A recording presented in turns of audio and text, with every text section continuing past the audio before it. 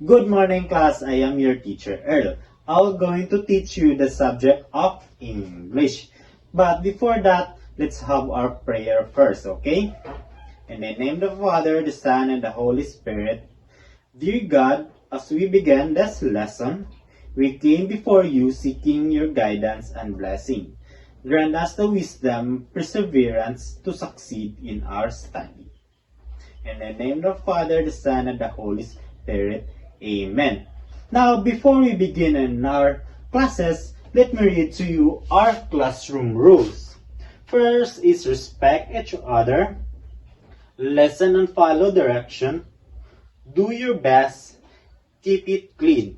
We must maintain cleanliness in our classroom. Now, let me check your attendance. Say present if your name is called, okay? Dina, Oliva, Silangon. Very good. All of you are present for today's lesson. Now, who can tell me our last topic? Very good. It's a noun. And what is noun once again? Very good. A noun is a word that names a person, place, thing, or idea. Very good. Now, before we begin our classes, we have an activity first. Now, I have here a different kind of food, colors, and animals.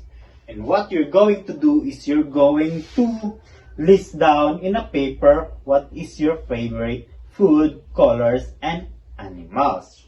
I'm going to give you 5 minutes to finish this one, okay? Timer start now. Okay? Submit your paper in the front, okay? Very good. All of you have listed down your favorite kind of food, colors, and animals. And what we're going to do now is we're going to write those lists in a correct sentence. And that is our next topic. How to write a sentence correctly. Okay? But before that, let me read to you our objective. At the end of this lesson, the learners will be able to identify items in a series within a sentence. Apply commas correctly to separate 3 or more items in a series. Construct sentence using items in a series punctuated with commas. So, now, our topic for today is all about comma. So, what is comma? A comma is a punctuation mark. This is a punctuation mark used to separate words, phrases, or clauses within a sentence, indicating a short pause to improve clarity and readability. So, those are comma. So, there are functions of using comma. So, the first one is separating items in a list. Using comma to separate words, phrases, or clauses in a series of 3 or more. For example, I need to buy milk, comma, eggs, and bread. So the second function of comma is pausing in a sentence. Commas create a slight pause to make a sentence easier to read and understand. For example, after a long, cold winter, spring finally arrived.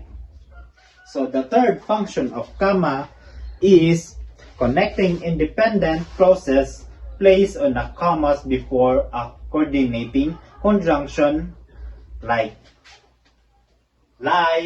and, but, or, when it joins to complete a sentence. For example, I want to go to the party, so I place comma before the word but. Okay? We read I wanted to go to the party, but I was too tired. So the fourth function of comma is setting of non-essential information.